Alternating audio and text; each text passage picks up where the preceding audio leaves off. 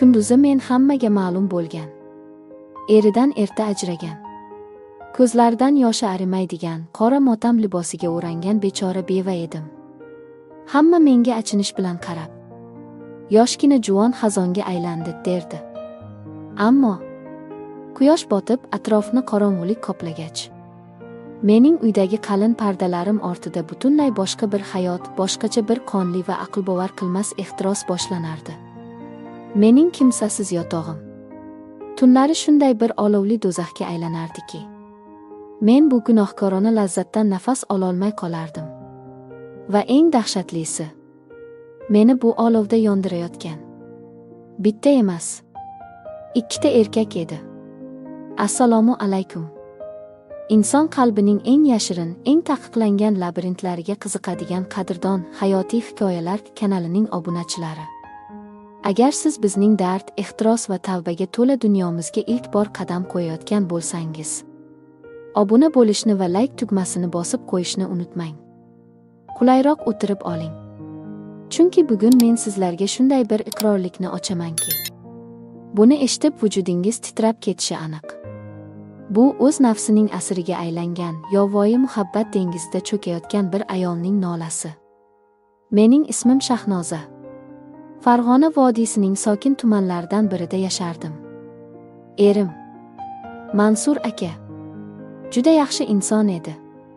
Lekin taqdir bizga birga uzoq yashashni nasib etmadi.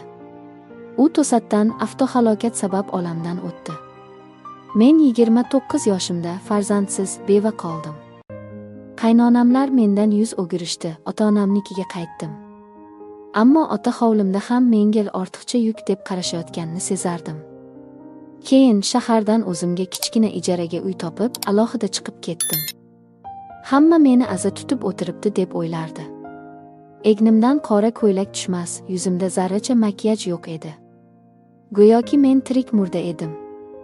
Lekin mening yosh, hali qoni qaynab turgan tanam bu sovuq va huvillagan uydagi yolg'izlikka isyon qila boshladi. Men tunda uyg'onib ketib, ko'rpani tishlab yig'lardim. Men mehrni, erkak kishining kuchli haroratini shu qadar xohlardimki, bu chanqoqlik asablarimni kemira boshladi. Va o'sha kutilmagan, dahshatli ehtiros mening derazamni taqillatib keldi. Birinchi bo'lib hayotimga Doniyor kirib keldi. U qo'shni hovlida qurilish qilayotgan ustaboshi edi. Baland bo'yli, yelkalari keng, qo'llari qadoq bo'lsa-da, ko'zlarida qandaydir o'tkir, yirtqichona bir xohishbor yigit edi. Men unga suv chiqarib berganimda, uning qo'li ataylab qo'limga tekkanda, butun vujudimdan tok urib o'tgandek bo'lgandi. Doniyor bilan uchrashuvlarimiz faqat tunda, hech kim ko'rmaydigan paytda mening ijaradagi uyimda bo'lardi. U xonaga kirishi bilanoq, hech qanday romantik so'zlarsiz, hech qanday quruq va'dalarsiz meni to'g'ri devorga taqardi. Uning harakatlari ba'zan shafqatsiz, qo'pol, lekin aynan shu yovvoyilik meni aqldan ozdirardi. Doniyor mening yuzimga, bo'ynimga o'zining issiq, biroz tamaki isi keladigan nafasini purkaganda, men butunlay erib ketardim. Uning kuchli qo'llari belimdan shunday qattiq siqardiki, men nafas ololmay qolardim. Bizning yotoqdagi jang imiz xuddi ikkita och qolgan yirtqichning to'qnashuviga o'xshardi. Kiyimlar bir zumda yirtilgudek yechilib ketar, terga botgan tanalarimiz bir-biriga urilganda xonadagi harorat qaynash darajasiga yetardi. Men o'z ismimni, motamimni, uyatimni, hammasini o'sha issiq quchoqda unutardim. Doniyor qattiqqo'llik bilan "Sen meniksan, tushundingmi?" deb pichirlagandi. Mening butun vujudimda qandaydir shirin yomg'ir yog'ib o'tgandek bo'lardi. Men unga tobe bo'lishdan, uning qo'lida erishdan cheksiz lazzat olardim. Ammo tong saharda u ketgach, mening qalbim yana huvillab qolardi. Doniyorning yovvoyi ehtirosi mening tanamni qondirsa-da, qalbimdagi bo'shliqni, mehrga bo'lgan tashnalikni to'ldira olmasdi.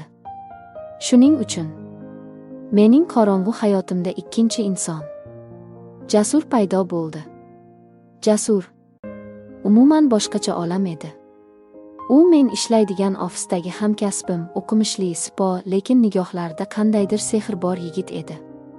Jasur uyimga Doniyordan farqli kunlarda yana o'sha qorong'u tunda kelardi. Ammo uning kelishi butunlay boshqa bir marosimga o'xshardi. Jasur xonaga kirib menga yopishib ketmasdi. U sekin yaqinlashib yuzimni o'zining issiq, mayin kaftlari orasiga olardi. Uning ko'zlarida shunday chuqur, shunday kuydiruvchi mehr bor ediki, men u qarayotganidayoq tizzalarim qaltirab, holsizlanib qolardim. Uning barmoqlari yelkamdan, bo'ynimdan xuddi ipli cholg'uni chalayotgandek mayin harakat qilardi. Mening ma'yus malikam, deb pichirlardi u qulog'imga. Uning issiq va yumshoq lablari terimga tekkandi. Men rohatdan ingrab yuborardim. Jasur bilan bo'lgan ehtiros xuddi sekin boshlanib, avjiga chiqadigan ajoyib bir musiqaga o'xshardi. U mening har bir nuqtamga, har bir hissiyotimga alohida e'tibor berardi. Jasur meni yotoqqa yotqazganda, uning teginishlari shunchalar mehrli va ayni paytda shunchalar talabchan ediki, men aql-hushimni yo'qotardim. Men uning ko'kragiga boshimni qo'yib, yurak urishini tinglaganimda, xuddi jannat bog'larida uchib yurgan farishtadek his qilardim o'zimni. Men Jasurni shunday qattiq quchardimki, go'yo o'z vujudimni uning tanasiga singdirib yuborishni, uning qoniga aylanib ketishni istardim. Men ikkita olov orasida yashardim. Bu men uchun ham dahshatli jazo, ham aqldan ozdiruvchi mukofot edi. Bir kuni Doniyorning yovvoyi, talabchan changali, ikkinchi kuni esa Jasurning sehrli, jonni oluvchi bo'salari. Men kunduzlari xuddi uxlab yurgandek yashardim. Soat millarining harakati menga asrdek tuyulardi. Men faqat qorong'ulik cho'kishini, derazamning yana taqillashini telbalarcha kutardim.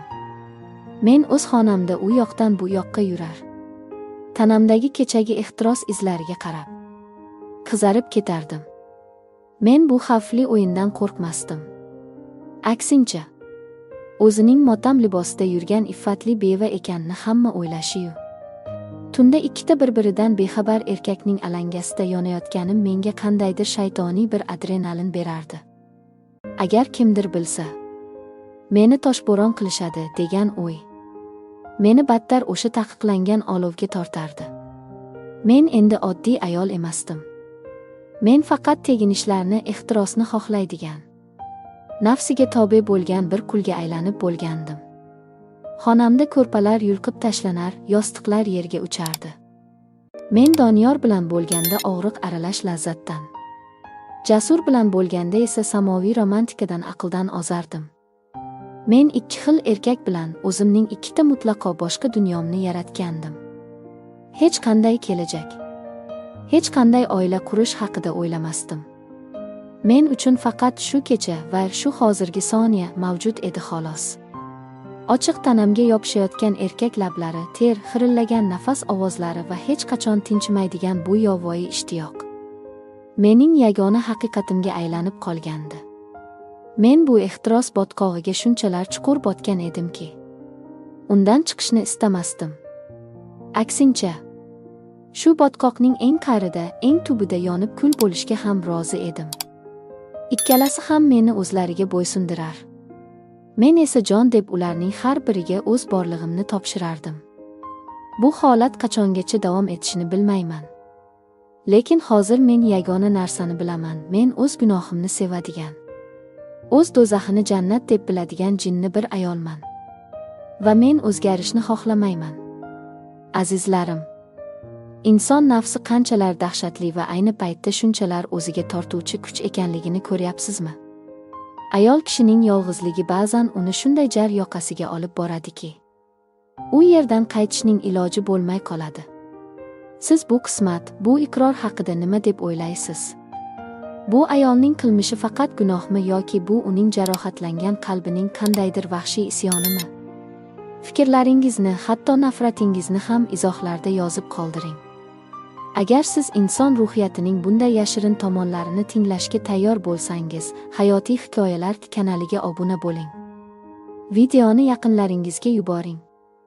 Hech qachon nafsingizga qul bo'lmang. O'zingizni ehtiyot qiling. Xayr.